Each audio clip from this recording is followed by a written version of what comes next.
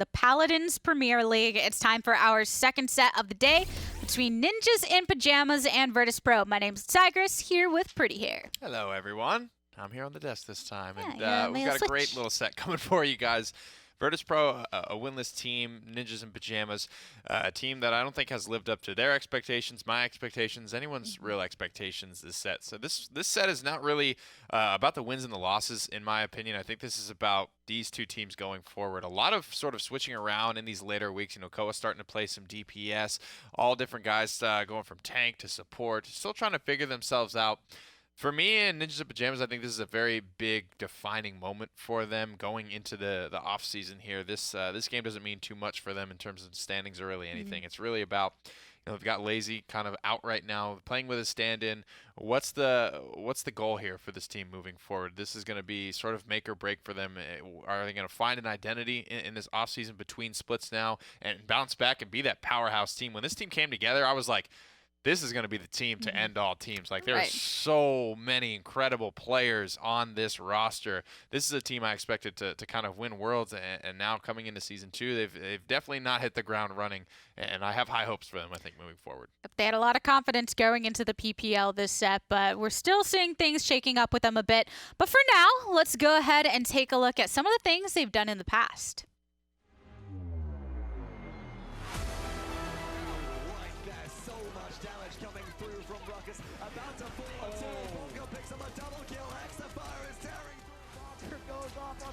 Double kill for the sub. Can he get a triple? Bonker with the triple kill. Keep alive, but still Lazy's completely off on the side doing whatever he wants. The whirlwind coming out, but nobody looks for D69. They're trying to find Lazy. Birdo in the air with the accursed arm. Double kill for Birdo. He's going to find one to do it. Sheepa's there as well. Bird goes down. Double kill for Sheepa. And there you go, the roster with Uber Spady being the stand-in within last week and this week, which still has shown potential on the certain picks he's very comfortable with, but it always takes a bit of a toll on the roster in general when you make changes. Yeah, he's, you know, mechanically he's been, I think, up to snuff. The champion pool, that's definitely a question, you know, but it's not a question for him. I think it's for Ninjas in Pajamas, maybe for Bird, whoever's leading this team, and that's a great question. Who is leading this team? What is the goal here? Who's calling the shots? And talking a little bit about Sheepa, you know, when you look at this roster, one of the players they acquired, one of the Finnish duo, he and Perdo, going back a long time, playing a lot of competitive video games with each other throughout the course of their life. Once longtime rivals, I think, of the core of this NIP roster. Where does his heart lie? Because he's bounced around a fair bit, moving on to support from frontline. Then now back to frontline. It's just a big where are we going here, I think. And I had a lot of these questions. I think it's comparable to G2 coming off the end of Season 1. They were doing a lot of this, right? But they seem to have found an answer and found just concrete rules. And once I feel like a guy can just lock in on a role and a duty and just getting better at that, not having to worry about week to week what the deal is, I think that's when Ninjas in Pajamas can truly start to come together again and be great once more. Because while flexibility has been kind of the name of the game as of late within the PPL, you do still want some of that consistency so that you can make changes in style around these pillars that you know are always going to be consistent. You know, it's flexibility of I'm going to frag on Shaolin or maybe some Xin or maybe some Drogos. In the case of Andrew Doodle, not on I'm going to be playing Maldamba, now I'm going to be playing Fernando, now I'm going to be playing Buck. I'm not kind of going all over the place here. I think specializing and focusing in on one role is truly the only way to compete in the PPL nowadays. All right, and finding that heart, finding where you belong within that roster. But on the opposite end, we did just see Virtus.Pro within the last set and some of the changes that they've been making, and they're continuing to find their voice. Yeah, I mean, they have started to look great here, but even they are going a little bit wishy-washy, like Elvenpath back on DPS sometimes on the front line. I think you can do that probably with Elvenpath because he has played all of the things at the highest level of play, and this meta sort of calls for that. It calls for someone to be flexing, I think, onto frontline occasionally to fill out those rosters. Elvenpath is a great frontline to be able to do it, but MTZ has really been the rock, the official frontline all the time for Virtus.Pro, and he did a great job, I think, in that final game against Mousesports, catching a lot of those fire spits, doing everything really he could to keep that game together. Especially when you're going into that game and a lot of people think of the comfort level that Elven Path has on a pick like Terminus, and then now you're the one that's having to be the pillar for the team in that way. And MTZ, he's definitely shown up for that specific role. Haven't had any problems with any of the things he's done. He's stepped up and dutifully performed those frontline roles, having some great game sense here. You can see in these clips, moving around and not just being AFK on the point fight, not having to be that guy that just takes orders. And I think we had a lot of those questions, and that's why eventually, hopefully, these guys make a land someday, and we get the chance to kind of sit down and talk to them about that team dynamic. And team dynamic is a really important topic, I think, for all of these PPL teams, and maybe one to be questioned about Ninjas in Pyjamas as well. Just who's calling the shots here? What is the behind the scenes kind of idea with this team, right? We did a lot of that, picking his brain in season 1 with Virtus.Pro, and he was saying, I do get help in the drafts. It's not all me. It's a lot of Simsalo, it's a lot of Cog doing some work as well, and I think that's really valuable information to know about a team.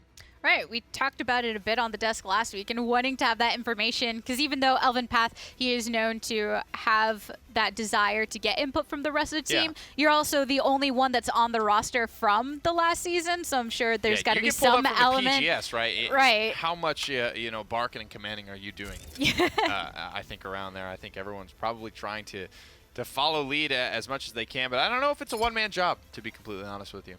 Maybe one day we'll get to speak to them and find out a little something about it. But we're actually going over to Serpent Beach for our first game of the set. Traditional bands taking the way. Cassie Makoa so far.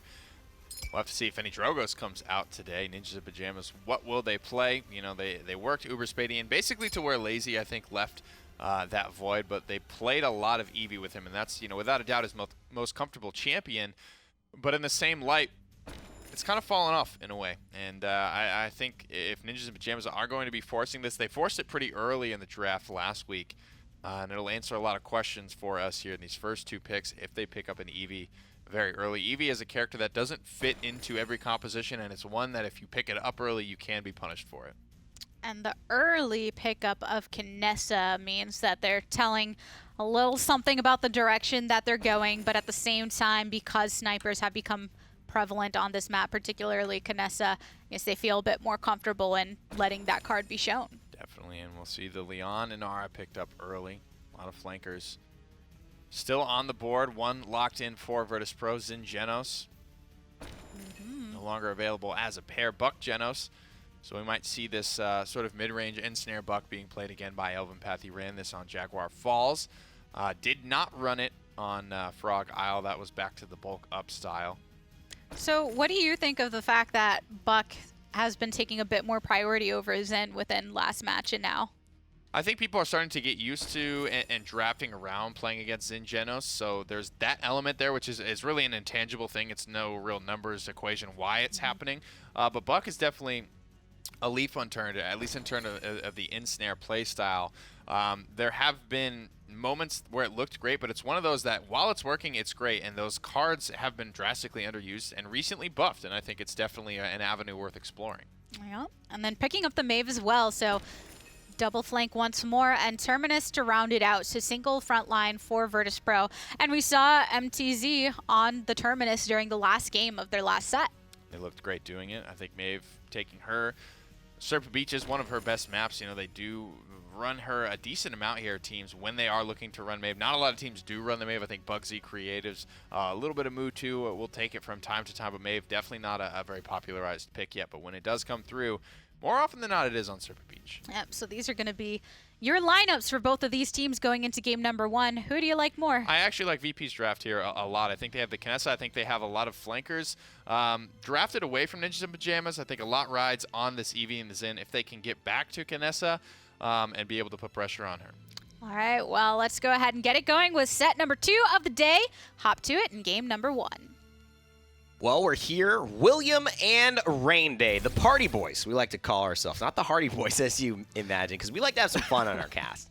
And are you feeling fun today? Are you feeling happy about seeing these drafts? Yeah, I'm actually excited because, if you swap out Buck for Ruckus here, this is, what used to be B5 and CIS. This was pretty much the composition they like to go for. So That's VP true. seemed to be, again, getting back to, the roots of it all. If you also combine Buck and Ruckus or switch the names, you could say Buckus. Buckus or Ruck.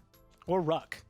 Facebook vote. Let's take a look at it right now. Like if you want Virtus.Pro. Oh, I guessed that one. And NIP, give a heart if you think they are going to win. Again, the Party Boys are going to take you through the cast. And I'm excited because, NIP, they always adjust something, right? They always do a little something that's off meta because they want to change. They haven't been having a lot of success this season. But, hey, you know what? There are times where you go through ebbs and flows of succeeding and not. They're playing with Uberspady, I believe, still, and it's going to be a transition. Maybe the Eevee, I think, going into his comfort zone. I think that's why we maybe see the Leon prioritized there. But this could just be something they've got up their sleeve. And it's really interesting to see because I feel like NIP, again, I said this earlier on the desk, where it's just they're in this weird area where they're floating below the top two but above the bottom two. So they are going to be able, especially in this set, I think, be able to kind of showcase a lot of strength. Yeah. But then, maybe if you imagine them against Fnatic or Na'Vi again, just not quite the same showing you expect. So here, I think it's going to be a little bit better for them. And of course, Uberspady actually might be a big asset here just because of some knowledge about members of VP. Yeah, I mean, you're right. There is some truth to that. Uberspady here on the Eevee, running the Troublemaker gun. Funny conversation. That was going to be the back of the gun. And it turned out being the front just by popular vote in the office. I remember when that skin was being released. And it still has been one of the favorites for a lot of EV players for a long time. Bonker here shooting away. Slides off because he knows MTZ is up top trying to find him. Sheepa still on the point. Throws the Warder's Field. This looks bad for MTZ. He's going to go down. So far, it's kind of the opposite of what we saw against Mouse. Instead of fighting only on the balcony, maybe go a little bit too far away from the balcony and end up dropping like flies, shot after shot, and just a bunch of kills later. NIP are very happy, and Nara doing exactly what she does best, standing on the point. Let's be real. This was a full just wrong plan, or a plan gone wrong. Maybe the right plan, but gone wrong from Virtus.Pro. Yeah. NIP cleaned this one up very convincingly. It's 99 to, I think, 17% on the objective, and then it finally tips their way.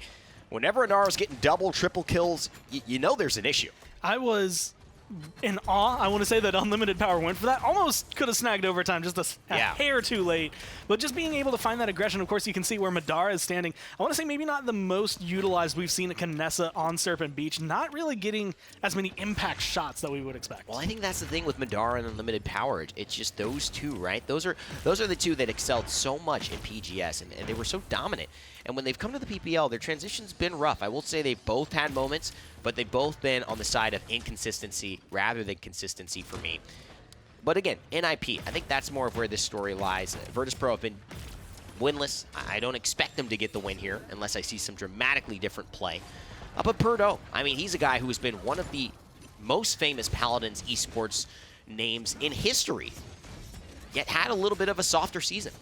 Yeah, not anything, I want to say stand outy, but still just consistent. I think that's really kind of the key. The thing that Virtus.Pro has really been lacking is that consistency, something that can come through and be like, this is exactly what we expect. Uberspady doing exactly what we expect, going to be able to find a killing spree there. Pushes it in for his team, really, just kill after kill. And this is also a very important time for Uberspady to prove himself. I mean, having the opportunity to take the place of Lazy at this point, with him going off the team for now, and really proving yourself not only for an IP, but just anyone looking for anything in the PPL. I mean, Virtus.Pro at this point looking to, I don't know, look at this lineup and say, hey, is there something we need to adjust? I think these are definitely conversations these orgs and captains are having. It's your time to show them what you got. I want to say that NIP feeling really confident in this game. And it's not just because they got a 2-0. It's not just because they've been playing well. It's because they don't have Wrecker. They don't have Cauterize. I mean, Wrecker wouldn't really work here, but Cauterize. They're missing completely red items. 4 Havens were picked up, and then 1 Chronos, of course, from Aldama. For NIP. Oh, for NIP. They have gone only into Haven, and it's working so well. They're not taking anywhere near as much damage because of Virtus.Pro's comp. Well, I feel what they have to be playing off of is this death and taxes. If they're not, then I think that's a very bold decision. I would expect that would be the loadout that is being run from Bonker, which is going to give that Cauterize 3 to anyone that he hits, but they are counting on him staying alive. So far, he certainly has. And NIP wiped the floor with Virtus.Pro yet again. 54% and counting on the objective. I honestly don't even know if Virtus.Pro normally, I mean, there's enough time for them to get back because they have the comeback mechanic. That's all they need. Yeah, no. With the way that NIP are defending this, even MTZ can't get to the staircase Southeast right outside Asia, his take base. notes. This is how you zone. And if you have trouble closing out rounds, NIP putting on a clinic there of how exactly to do it. And I mean, this has been what we've seen all day from them, and I think from the entire season. These bottom teams in terms of Virtus.Pro, maybe not Mousesports now, because they seem to have grown and grown, but definitely NIP have proven well ahead of Virtus.Pro and Mousesports when they've played them, and well behind Fnatic and Na'Vi. It's a very, just an odd spot to be for these storied players. Headhunter acted by Madara here. Gonna counter, finds the kill, finally onto Bonker, who will fall. Maybe this will open things up for Virtus.Pro. Few streaks finally getting ended, potentially finding another one. Sheepa's still alive, though. The healing coming down is just making this Inara impossible to remove. And Virtus.Pro actually showing some signs of life, being able to get that, ending a lot of the streaks on the side of NIP. There's still a minute and a half left. They're going to make it back. And Sheepa was on a big streak there. MTZ finds the kill, and I don't know if he had his reanimate. He probably did, holding it, but that definitely helped him to get it, as Sheepa was unstoppable at that moment in time. Purdue finding Elven Path in the corner. Old teammates, now rivals, both not having successful seasons, but yet fighting, clinging on to whatever type of championship hopes that will lie in wait as the year progresses. The ultimate prize comes at the end of the year. They both know that.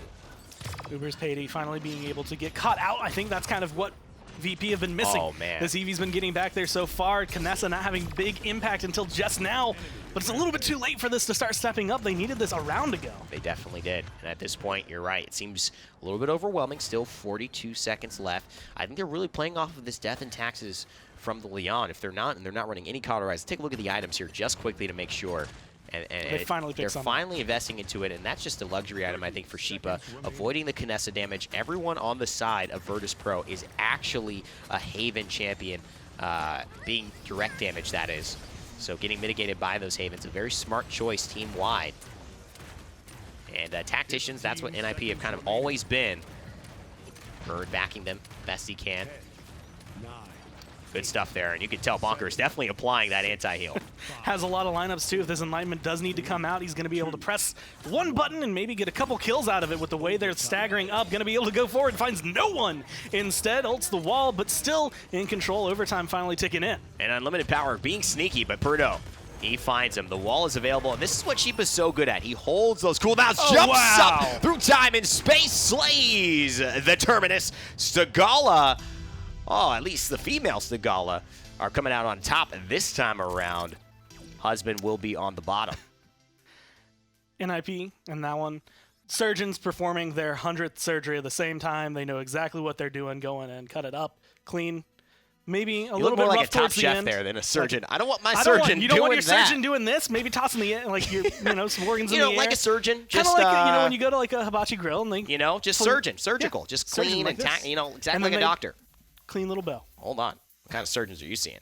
Well, hopefully none. Let's head to the desk here and wrap up for game one, heading into game two. I don't think either of those two should ever be given a license to practice. I'm concerned for his health. Yeah, Gormiser, probably. stay safe out there, buddy. All Go right? revisit the insurance plan. See, just run it by me first, and I'll give you the all clear. Yeah. All right, we can't afford to lose you. That's right. That's right. We need some Gormiser Gormiser in our life. for a little vacation in between splits here and come back missing a kidney. I swear to God. Like, just friendly Gore. I don't know. Somebody. Him and his Blue's Clues notebook down in Mexico or something. Oh, God. Well, anyway, NIP, pretty clean in their precision and their surgical tactics in that game. So, Yeah. 4-0. Yeah, really, really dominant stuff from them. And they're a team that you sort of expect that, right? They are middle of the pack. It has been a rough season for them, but they haven't fallen that far just yet. Virtus.Pro making massive roster changes in the offseason. You expect this to continue to go Ninjas in Pyjamas way. And if anything, these are must-win games and should win games for them. And kind of how everyone said, yeah, they're not in those top couple that are competitive. And they're not in the bottom either. I feel like they've become a middle child in some cases. Right. And you know, they're not. The record is not bad for them, but it's just because of the high expectations they had going into the season. Anything less than excellence, anything less than 1 or 2, when you have a team full of players that has never missed a LAN, anything outside of the first or second spot is going to feel like a little bit of a miss. Yeah, so double-edged sword. You're considered one of the best teams out there, but then when you do falter, it'll be magnified. With great power comes great responsibility. But they had a great game number 1, looking to repeat that in game number 2, We're over in some snowy territory this time around. Shaolin and Makoa banned away. A lot of Shaolin being banned out today. It's been a very It's one of those things. It's like that super just A+ guy. Whenever he makes it through, it's like this resounding impact. But it took a while for him to make his way into the priority and actually start being banned out. Ruckus Makoa seems to be the only two frontliners that people feel confidently enough about banning away now. And you know, everyone else being able to make it through here. Nara Terminus, Nara early prioritization of that. And I think that's just showing the way that NIP want to play today. They ran, of course, a very, very nice draft for themselves yesterday. But having those 3 DPS options, there's no tank, I think, better than a Nara to just park on the objective and be able to hold down that front of the game. Once in a while, Nara will make it to the bans, but a lot of it because Makoa and Ruckus may have been banned every game. Not exactly sure so far today, but yeah, she comes through like Jack Falls and Brightmarsh. I think she is definitely ban worthy for certain teams that like to run her a lot. Genos Canessa come through very early. So that conversation again will swirl around. Last time, a lot of flanks being drafted for Buck, Maeve, Eevee, and Xin were all taken. But on Serpent Beach, where high ground is a big factor, I think it makes a little bit more sense. Those characters tending to have more mobility. Getting to Canessa in the backline this time around might be a more difficult task. There's no real natural cover built into Frozen Guard. And when you're drafting, pushing or defending on this map, it really defines your playstyle. Whatever you draft, if you're able to hold safely from your base, or if you have to risk it more and push up really to the choke points to be able to effectively hold, you know, with Ninjas in Pyjamas right now, not having a ton of range, Leon, a decent mid to long range character, but still the core of their character in this draft, I think Ninjas in Pyjamas still haven't identified themselves in what they're going for. And on the side of Virtus.Pro, sticking with a lot of the same picks as they have prior. Terminus coming back out, Buck coming back out, Genos obviously getting some priority. But it's going to be Bomb King locked in for Ninjas in Pyjamas, which just leaves their healer to be brought to the table. So they're going to go for a shorter range composition. Bomb King able to box out very effectively from mid-range, and you have to wonder. I assume this is going to be Uberspady playing this. You know, when he was announced as the stand-in, I just did a little bit of digging because I don't get to cast him week to week, but Bomb King is definitely in the wheelhouse for him. And Xin is the last pickup here on this side, so that's going to be VP bringing through with Buck and Xin once again supported by the Genos. Absolutely here, Ninjas in Pyjamas. VP, different styles of drafting here, going against the Sniper. 3 DPS versus 2 this time. Ninjas in Pyjamas, I definitely am liking what they've drafted, but Virtus.Pro, I'm always a guy who's a fan of the 3 DPS in this meta. All right, well, let's go ahead and find out how it all goes down in game number 2 of the set. Here's what I think. I'm gonna be real clear. I think Bonker, secret OP in that last game. We didn't mention it enough. We talked about death and taxes, but he was playing lights out. I mean, the amount of times you went to him, you see headshots, consistent, smooth damage, hitting his imminences. I think if he continues to just outshine any DPS on the side of Virtus.Pro, I don't really care about the lineup here. Leon can do enough if she takes over a game. And Bonker's known, that's how he came onto the scene at the Hi-Rez World Championship, taking over a game and winning in Game 7 to give his team the championship. And you put both of these compositions into a vacuum, you kind of ignore the players. There's definitely a lot more, I want to say, even footing. Yeah. But just with the way NIP, first off, played that last game, let alone when you look at their history. Completely. It's going to be, I want to say, maybe a little bit more skewed. Canessa was kind of missing, I want to say, from that last game. Yeah. And I feel like going for it as early as they did, kind of prioritizing it the way they did, it feels like VP was kind of well, we don't want you to have it. But we didn't really run it that well, so we're going to take it anyway, see if we can improve on that, but just don't take it, please. And I mean, this is interesting because they take Purdo on the Leon, so they still trust him as the main fragger, and I think you have to. You change your whole lineup there. You kick Theo, or you tell Theo that there's not room, whatever you want to say it lightly. He was kicked because of Sheepa and Purdo having to come over to NIP. He finds all the success, and I think it is wrong to suddenly say, okay, we're not going to take that role that we changed our whole lineup for to give you. And just give it back to Bonker. Bonker has been the flex. That's what makes him such a good such a good player, such a good teammate. He's willing to play the Fernando in those situations. Look at his patience. MTZ has no chance here. He's going to have to transport. I don't know if he'll have enough time. Bonker sees him, line of sight, still there, just misses the fireball, but the sniper already very low, and now he goes back to the point. Smart play as always from Bonk. And just the strength and presence Bonker has on Fernando. The damage he can output is not something you can really kind of glance over, especially when you're Kinessa. You get caught out by that, he's going to kill you too fast right there, and a nice shot gets rid of Mad Mac. And with the pressure he's applying, 66% easy. Oh, look at this. Oh, man, they didn't stay together, but Bonker, he's got a whole suite. He doesn't even care. He's like, this is the freest kill I've ever had. She used her transporter. I see him billowing away like, who cares? I'm not even going to look at him, right? Look at that. He didn't even look at him. He's like, you're billowing away. We've got the point. This is no problem for us. NIP just in a class of their own in this set. And, you know, again, great showcase of Bonker. Put him on a Fernando. He's still going to take over the game. What I like is, you know, 2 bits of yellow, I want to say, in their sea of blue. Haven's picked up once again because of their strength, but being able to go for that master riding, Bonker just gets that fight a little bit faster. And you saw his patience, his positioning. He was waiting for Virtus.Pro to get past him. Yeah. Since he was able to get there a little faster, he was in the perfect spot to do so. And since then, it's just been lights out from him, or I guess lights up since he's burning them down. Lights up. That's absolutely true. Put your lights up. Oh, this Eminence. Oh, it hits. I think it might have clipped 2. Definitely hit 1. It goes through enemy, so it could have hit 3. That would have been 2,400 damage on the board right there from Perdo, and he looks to find another one. The wall almost shuts him down, breaks it down so that Perdo can't pursue on Elven Path. Slays the former teammate, finds the kill in the process, keeps this payload rolling. Sheepa, Bonker, Bird, everyone just getting a lot of kills. Unlimited Power going to be a little bit of a step forward for his team, but so far Virtus.Pro, in a very similar notion, I want to say, to the last map, have not had much stand out, nothing really stepping forward, nothing being able to take down multiple members of NIP, which is what they need if they want to stop this. This payload's still moving forward. In fact, Madara, he's been having trouble all day, and that looks like that connection issue we'd mentioned earlier, and it is unfortunate, you know, and part of me says, you know, I don't want to do a disjustice to these guys and not mention that stuff, but there's so much good stuff happening from the side of NIP. It is just unfortunate to see Madara losing some connection there. Some issues going on in Russia right now, shutting down a few sites and creating a lot of lag spikes for people. So hopefully that's better this round, playing a very crucial role. In fact, switching off DPS to play the front line. And I'm kind of wondering if this was something that, because they had been noticing stuttering, they thought this is actually the best way to switch it up, because that's not Terminus. That's not something I would think you could peel away from MTZ that easily. Yeah. That is, I mean, what he's known for is front lines at this point. Ruckus, I think, is his namesake, but everything else really standing up for him. And so being able to kind of recognize, look, we're having some issues. We think this guy could hit more consistent shots.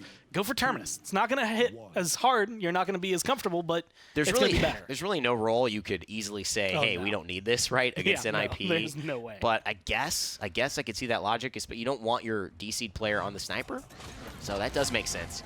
But either way, DPS not quite working out for them. Uberspady doing more than enough on the Bomb King. Bonker escorting this King Bomb a little bit, but His Majesty, he needs no escort. He shall explode onto thy foes and Puppy Bomb into a tree, therefore swinging yet again onto his royal subjects. See, they flee. And free as they come forward. And free they may be. Laid out in front of him on the side of Virtus.Pro, not having much contest until just then, maybe a little bit over aggression, but it doesn't matter. The rest of the team comes up, cleans up, and they're at 93%. They're going to be able to capture this. Yeah. Yeah, this is a walk in the park for NIP. You got to say there has to be something, you know, to do at Virtus.Pro. I mean, even if that happens once, you're just like, man, you know, that's about like that. And it's not like Virtus.Pro don't like working with the comeback mechanic. That charge just comes off cooldown. So Bonker gets out of there with his life and keeps on firing away. And I think this is, you know, a good thing for NIP. It sucks for Virtus.Pro because I think Madara had to have a big week this week to really sell himself in the PPL, and it's nothing against him. I just think he has not had any of those consistent standout performances that make you say, oh yeah, you know, for sure. Like, I see it. Next season is going to be a thing. I'm very curious how this roster will shake up, if at all. But I am hopeful that they pull it together like we saw. Mouse Sports had an 0-6 season, and now look at them. They're pulling it together. there is hope if you stick with it. And I will say, I mean, coming down to it, Spring Split, we've seen improvement from them. We've seen growth. I mean, it's just because we have seen Mouse excel, I guess, so much faster than we've seen out of Virtus.Pro. It's made a difference. Summer Split's still coming up. You might as well keep with it, because then you can have triple kills too. Oh boy, triple kill here from Purdell, slaying his former captain in the process. He switched rosters, and he's gotten the result he wanted today. That's for sure. Eminence on line counter. Counter this. NIP, grab the win. They went from just kind of here and there kills throughout the entire game to just, all right, I'm going to pick them up all by myself right now. Yeah. Just give them all to me. Serve it up. Buffet, it's all mine. Buffet. Leon likes to eat. She and Bomb King, that's just too much royalty to not serve up on a platter. And so they're going to take this one 4-0 Frozen Guard. Let's send it back to the desk to break down Game 2. Another swift game for Ninjas in Pyjamas on the icy territory of Frozen Guard. Yeah, and I got to say again, not so much sleeper OP this time around, but Bonker was really impressive, I think. The way, there was one specific scenario where I saw Uberspady started to get into trouble with his Bomb King, maybe bit off a little bit more than he could chew, and you could see it in his play, like his Papillon was bad because it was kind of panicked, but then Bonker just came like majestically charging in, and he put his big body in front of him. That type of game sense and the way that Ninjas in Pyjamas are playing together, as well as watching Sheepa and Perdo play together, the Zanara, this Leon combination.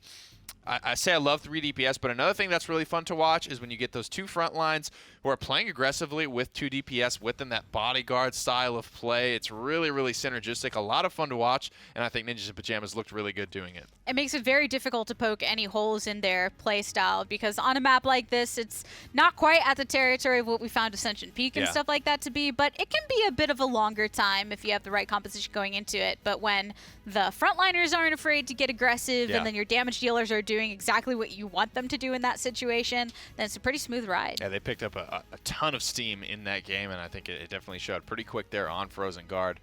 One more potentially for Ninjas in Pyjamas to complete their perfect set for the day. 4-0-4-0 in maps 1 and 2. Stone Keep will be map number 3, and I wouldn't expect to see too much switch up in the draft here. I like what I've seen from both teams here. Virtus.Pro, every draft today has looked solid. They haven't looked at any point like they have a ton of holes in the draft.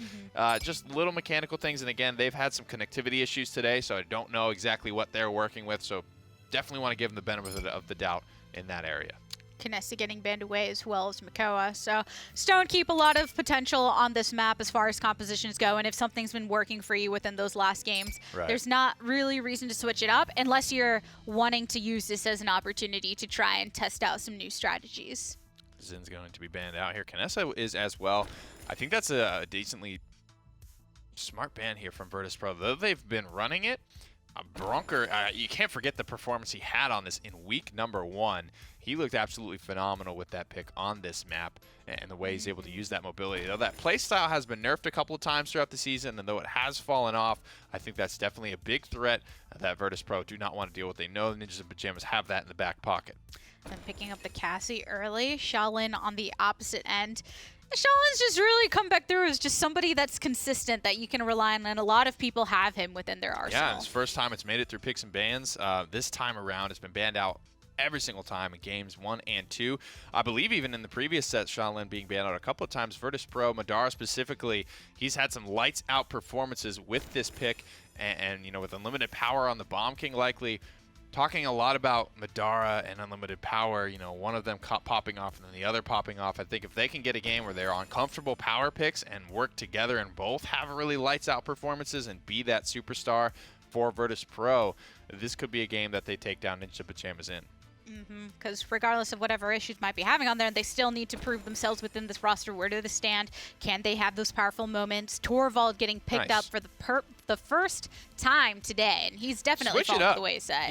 He's definitely, I feel like, almost ensnare Buck, right? Maybe a little bit of a leaf unturn there. I think there's still something for Torvald in this meta. When you watch what G2 were able to do with it, with Guillotine Zin, I think there's a couple of ways that he can still work and be extremely effective in this meta. Bomb King is one of the really nice pairings because Bomb King not necessarily a pick that needs to be enabled, and I think he's one that could work very synergistically with this Torvald, giving him a lot of room to get very aggressive and take the fight to NIP, who have just picked up Drogos. We saw Andrew Doodle on the Drogos in the first set in the last game, and now NIP bringing out the Drogos in what could potentially be the last game of the set. And I don't know. I mean, this says Uber Spady to me. Technically, that's what that guy has filled into play. Some Bastards. This is what Lazy would, I think, be playing if he were not being stood in for. So I'm really interested to see Ninjas and Pyjamas have taken a bit of a risk on their stand-in. All right, well, let's see if Virtus.Pro can show some fight or if Ninjas and Pyjamas are going to close it out in this next game. In my opinion, this is amazing to see, you know, how fast information, or at least the brain waves that are subconscious, travel in these games. We haven't seen Drogos all PPL, and now 2 sets in a row. And it's the exact same scenario. It's just, hey, look, you Game don't have 3, any yeah. hit scan presence. Let's just go ahead and blow you up. You're not going to be able to play around him. You haven't played around him for a while, and with the way he played, or at least with the way we saw it work in set 1, kind of expected to be similar here, maybe even more potent with the way these last couple games have gone. That's pretty much usually a good plan. You know, you have XX going for you, and we don't like it, so we're just going to blow you up. That's kind of how our world operates anyways. That's, yeah. You know, $250 million on missiles and crap like that. Just blow you up. That's our best strategy. Blow you up. I think that's going to solve. It's actually really good that Drogos is a dragon. He's been hoarding a lot of gold. That's kind of, you know, their thing. Hey, man. So he has the money to continually outfit himself with more rockets. That's true. I mean, those rockets cannot be expensive, and he sure gets through a lot of them in a game. And all the games of Paladins where all the dragons are shooting, that's a lot. That's a lot, definitely. Burning through the coffers there. That tail, boy, is that a long one. Never really noticed how long Drogos' tail was. I'm serious. Never really noticed. Grumpy Bomb here. Clearly not running anything except maybe Royal Subjects. You might see chain reaction here from him. Perdo finds the first blood onto Madara, though, and Bonker finds another one onto Mad Max. This is not a good start for VP as Bonker finds another. Immediately pushing him out. These trades actually shot after And shot. another. Find one more. No, unlimited power from behind takes him down. Of course, immediately has to retreat. Sheepa getting a little bit more aggressive, and this is where NIP, again, take that aggressive line. Just hold you back. See if you can get through us. I mean, this is the thing. Just 1 week with Uber Spady. You know, Uber Spady didn't feel like a weak NIP. It was just a tough matchup for a sub last week to start at. But against Virtus.Pro, I mean, they're looking just as good or better than they did when they first met in this season. And it's a testament to, you know, the core of NIP here. Sheepa, Perdo, Bird, and Bonker, and what they've been through. Great fireball there. Finds so much damage and forces them off the staircase as the push begins. And being able to kind of pick on that, one of the things I think, you know, last week was how strong are the 4 core members to be able to make up for having a new 5th member? How long have they been practicing together? How big of an impact? Now they've got 1 week of the PPL already under their belt, plus all the scrims that have happened since then and any practice. So feeling a lot more comfortable with each other. And obviously it's working out well for them as it is so far. It's looking like they're going to be able to push this pretty cleanly so far. I mean, 1 minute and 40 seconds. Whoa. No issues. No issues there. And Fusillade, this is one of those where, you know, you'd lose to Bomb King most likely, but now Bomb King's in trouble because he's got to go back to the point. You can find Drogos, but your team is melting like the Wicked Witch of the West. Yes. I think they both end up dying. Do they both melt? I'm assuming they both melt. I don't know if you get to see it fully. One gets a house dropped on her. Yeah, It's what's the a one that little melts at the unfortunate. end? Doesn't someone melt at the end? Is it the east or the west? And she just turns into like her robes. Wicked Yeah, Witch or no, the you're east or right, the you're west, guys? 100. How come no one knows this? Is it the east or I the west? said west to start. That's what I We was have thinking. Glinda Goodwitch of the south, and then there is, I can't remember the name of the witch from the Gordon, north. nobody said How do nothing I know about this? the South. Okay, no one said nothing no about one. the South in this. You always try to bring it back to Georgia, honeycomb. I'm sick of this pollen. I'm sick of the honey in Georgia. I don't want to eat it to not sneeze. I don't want to sneeze in general. Sneezing is actually Stop the it. worst. Yeah, it really is. It's terrible. NIP looking good, 2-0 as the Party Boys continue the cast. We always have fun. Always have fun. NIP making sure that it looking like it's going to just be a quick party as things are going. A nice firebomb, a nice through time and space to clean it up too. Nice stuff. Bird finds the great follow-up onto unlimited power, but you can't say enough about Cheapa's fireball. Threads the needle and finds even the back end of the fight in order to get 3 in terms of 1 for the value of that flame. 48% now for NIP, and they're not ceding an inch. I'm noticing a pattern here. Yeah. So far, we've got 10 points in a row. Looking like it might be 11 so far. I don't see VP breaking through. The damage is just too good from Perdo, from Uberspady. They can't get past these two. And you know what? This is the first time we're really seeing it in action. I've been waiting to see this. I'm so glad NIP are bringing this to the attention, and I haven't brought it up. Luminary Fusillade. I have not seen this. And by the way, I mean, Perdo going off. You definitely say this man is worth his weight in gold. Finding so much success on the buck. He's going to back off. Those two, a tandem pair.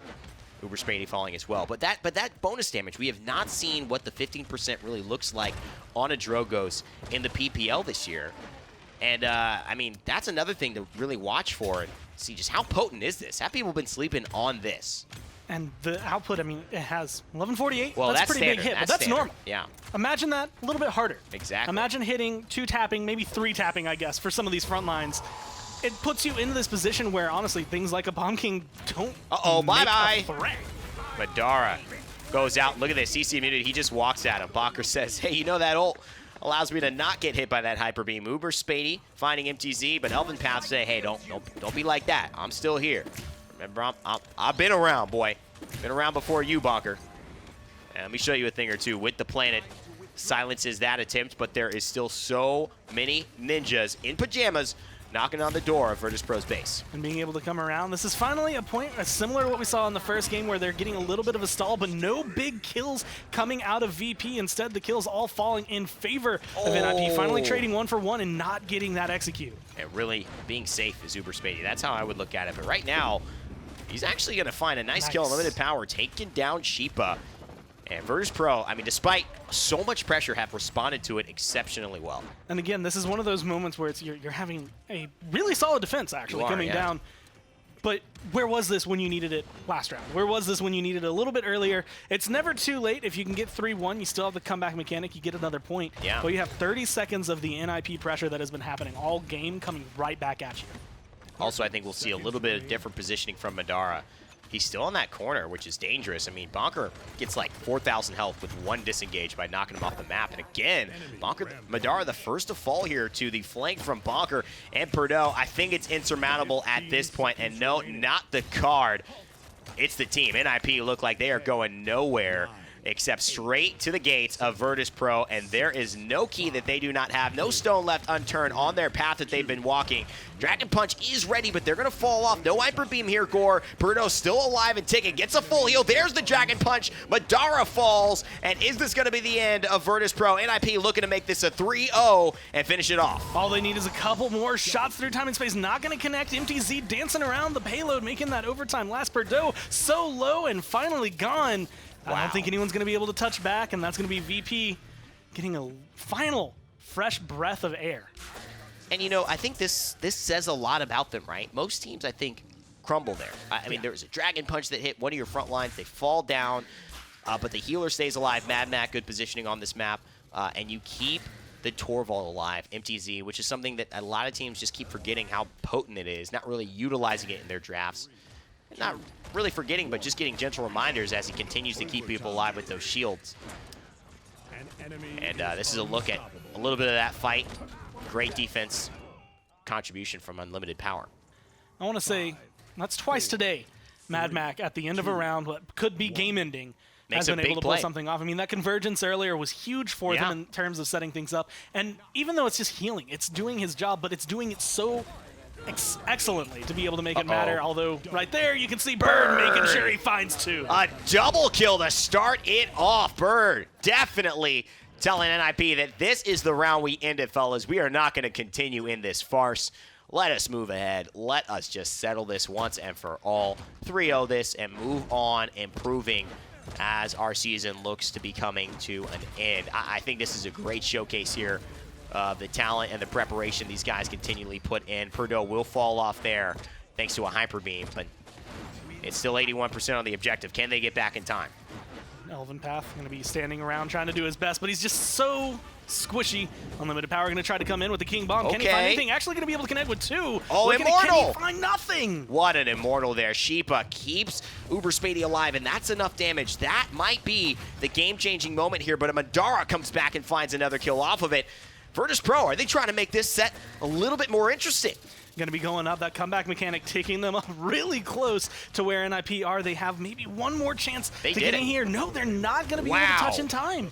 Virtus.Pro, continually impressive on the way that they come back and fight on those defenses and then take points on the comeback mechanic objective. I mean, I got to tell you, despite how kind of not successful they've been, there's probably not another team I'd not want to face. Let me stop saying all the double negatives. There's no other team that I think is worse to face with a comeback mechanic in their favor. They just know how to work those points. And all of that on the brink of doom. Like, they were maybe a hair away from losing the game, and now they're actually in this, maybe contesting, maybe even able to tie it up right here. And it's definitely going to be something rough if they can win this game going into the next one. But here, they're focused. Can we at least push this? Can we try to stay in this fight? And this is what scares me, right? I mean, Bird gets a double kill off the start of that, and they still lose the point.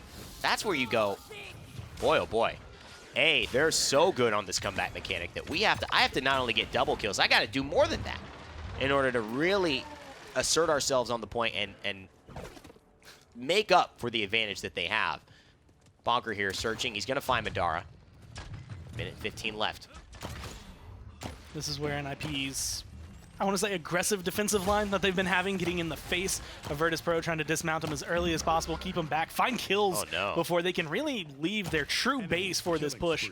It's not going to be a lot of options for VP to try and fight back into this. They have a minute left, so they should be able to touch down, but NIP are going to make it as hard as possible. That disengage, actually, from Bonker sends Elven Path to safety, and Perdo ends up dying as a result of it.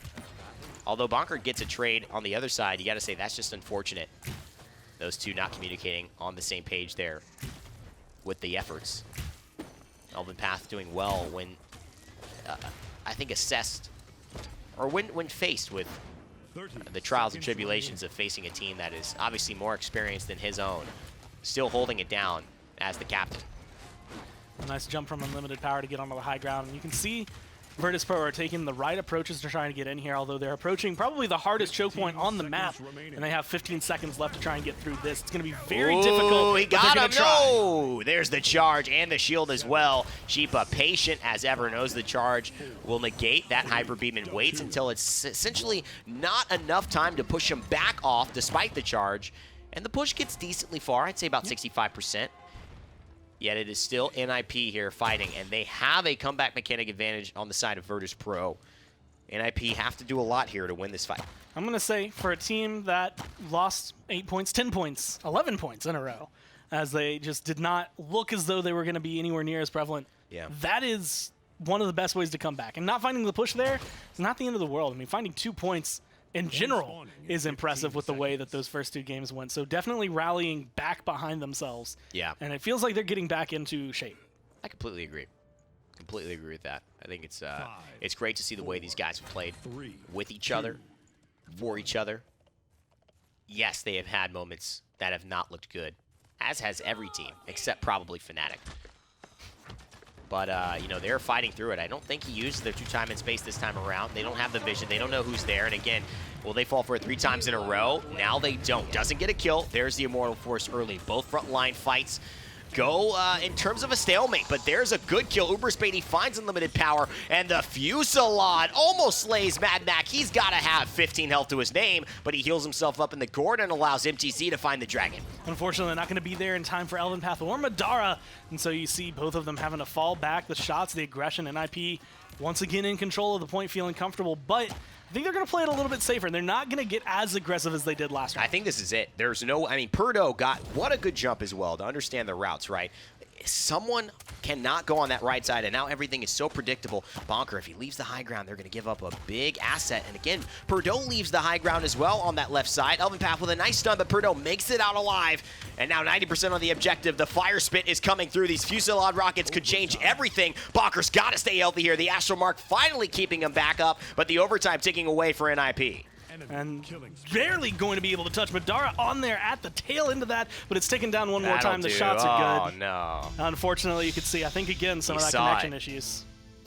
Moonwalking into the corner. Hey, if you're at a party, that's awesome. It's styling. Yeah. It looks, I guess, the best way to lose. There's a chair there. I would have done the moonwalk, guys. Hold on. There's no chair there. We don't get chairs, guys. We have to stand the entire time. Please.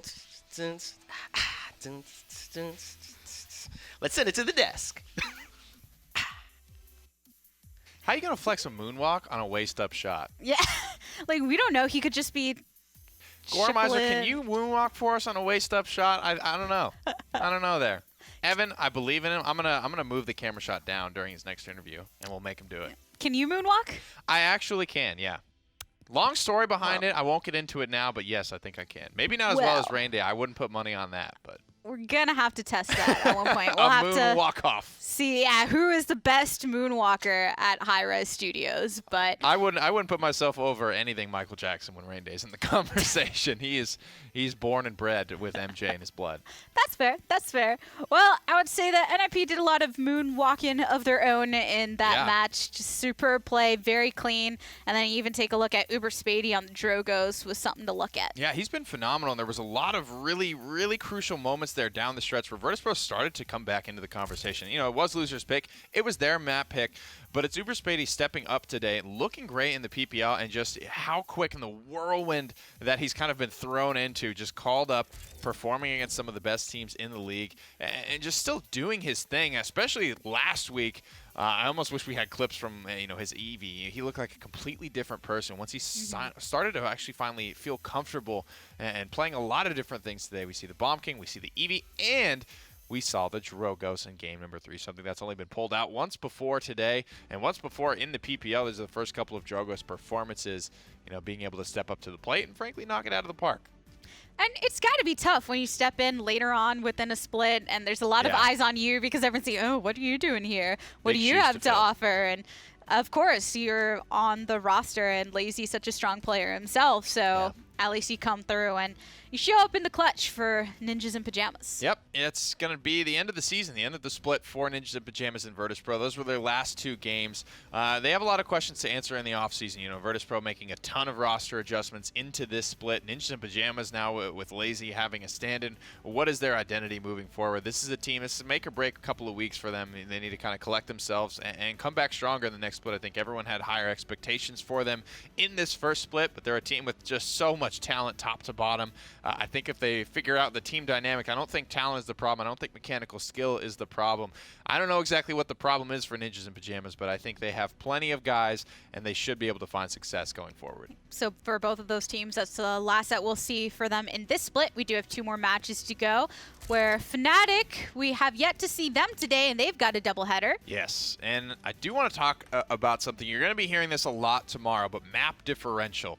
And what that means, basically, Fnatic are going into this matchup with Mouse Sports with a plus 16 map differential. They've played, 6 sets up until this point. They've got 2 more today. The plus 16 indicates of all the games that they have played up until this point, think of it like a KD, basically. They've got their 16 wins and only a couple of map losses. The ideal scenario with the 6 sets played would be a plus 18, meaning they haven't dropped a single game to anyone. But because they've lost a couple of games, they've got a plus 16, and that's going to matter for seeding later in the day, but I just wanted to leave you guys off with that little tidbit of info. Yeah, things are going to get pretty spicy as the day goes on, but we're going to kick it to a break, and when we return, we'll see how Fnatic's doing this time around.